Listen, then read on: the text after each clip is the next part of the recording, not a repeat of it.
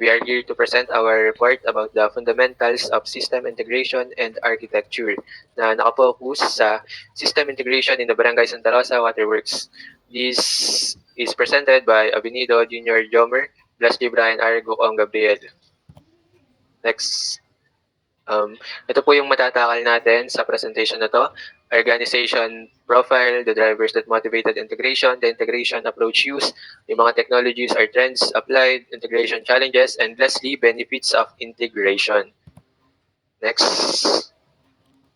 Organization profile. Barangay Santa Rosa Waterworks is a local organization responsible for managing and maintaining the distribution of potable water within Barangay Santa Rosa, Alaminos, Laguna. So, sa kasalukuyan po, wala pa po silang system para dito. Kumbaga po, tao pa lamang gumagawa ng mga services. And isa po yun sa nakikita naming challenge na kinakaharap. Na kung sakaling magkaroon sila ng system, mas magiging efficient, mas mabilis ang pagmamonitor, pag-handle ng mga payments at pakipag-collaboration sa mga staff. Next. Dito naman po tayo sa drivers that motivated integration. Una po ay business. Barangay Santa Rosa Waterworks lacks an automated system leading to inefficiencies in managing water distribution and billing processes. Dahil nga po, waterworks po ito, may kinalaman po talaga ang business at pag po wala pong automated system, parang mas mahirap yung mamamanduhan yung water distribution at saka yung mga billing. Sunod naman po ay technical. There is no existing technological infrastructure. Nasabi naman po kanina na wala pa pong existing na system po sila. Na kung sakali pong magkakaroon, mas mamamonitor po sana nila in real time ang mga payment processing, tapos yung mga maintenance update, at sana po ay kung magkakaroon ay makakadap sila sa modern technology. Sunod naman ay organizational. The manual management approach creates difficulties in communication and coordination among staff. Pagdating po sa organizational, alam naman po natin na sa isang organization ay binubuo po ng mga staff. Na kung sakali po silang may system, mas mabilis po sana at mas ma-organize po ang kanilang collaboration, pag-uusap, para mas maging maganda ang kanilang mga magiging desisyon. Yan lang po. So now naman ay nasa integration approach tayo. So ang ating ginamit na integration approach ay ang hub and spoke. Bakit? Dahil ito ay ang most suitable para sa ating system. Dahil magkakaroon ng centralized communication. Magiging efficient ang ating data exchange at saka ang ating kusakay process ay magiging mas mabilis. Yung katulad nga ng billing, maintenance at saka yung customer service. So yan, ayun yung hub and spoke as integration approach natin.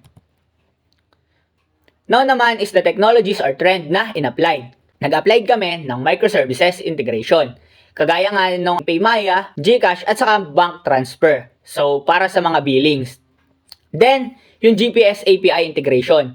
Gumamit kami ng GPS para precise yung location lalo na kung merong report na mga water leakage or mga sirang tubo.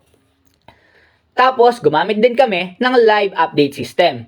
Para saan yun?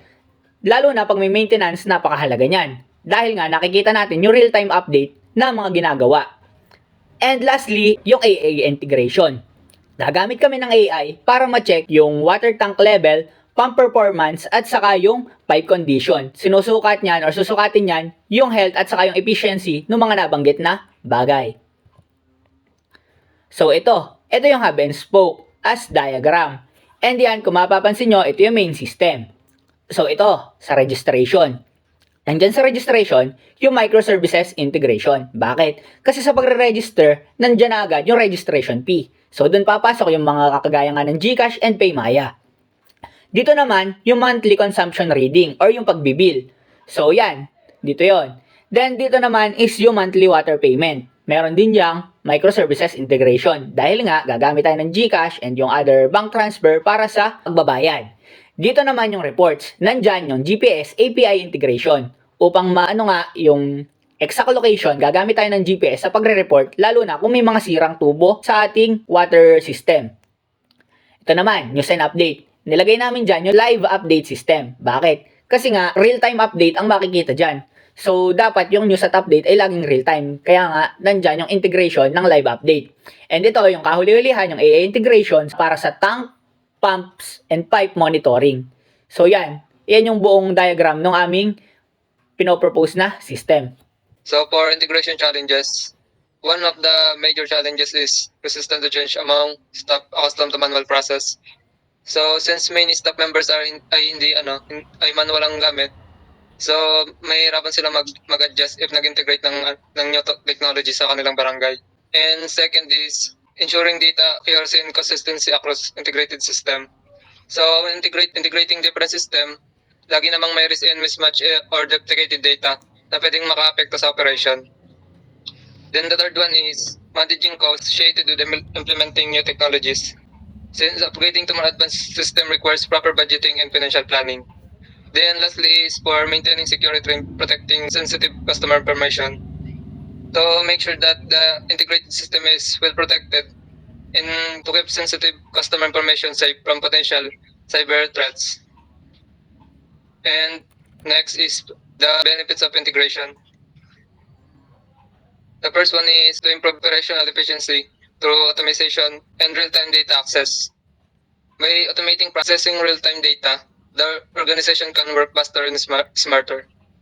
Then for the second one is to provide enhanced customer experience. For example, residents will enjoy smarter payments since the integrated system can receive timely updates about their water services. Then for the third one is the integration allows for accurate monitoring and maintenance to help reduce water loss and prevents possible damage to infrastructure. And finally, for scalable system architecture, supporting future technological advancement, meaning it can easily support future technological advancement as the organization grows. And for the conclusion, in conclusion, the system integration in Barangay Santa Rosa water work is essential for modernizing its operation. By adopting a hub-and-spoke approach and using advanced technologies like microservice and AI, the organization can improve efficiency, enhance customer satisfaction, and achieve better monitoring and control. And there will be many challenges, but the long-term benefits outweigh the risks with proper planning and implementation.